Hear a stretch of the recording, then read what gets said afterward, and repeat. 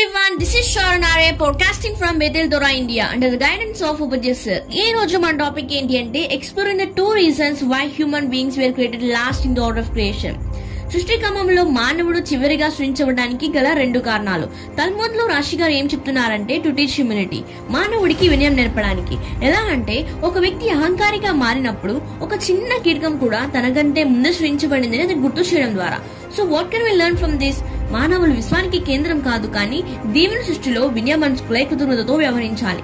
And second reason, అశ్యం మనిషిని చివరిగా సృష్టించడం ద్వారా వాళ్ళు enter over first day and the whole day షపాత్ అవ్వాలనుకున్నారు. సో ఈ ప్రపంచంలో దేవునితో పాటు విశ్రాంతి తీసుకోవడంతో తన జర్నీని స్టార్ట్ చేసిన మానవుడు ఇది అల్టిమేట్ పర్పస్ కూడా అని రబ్బీ శాంసన్ రఫారిక్స్ గారు చెప్తున్నారు.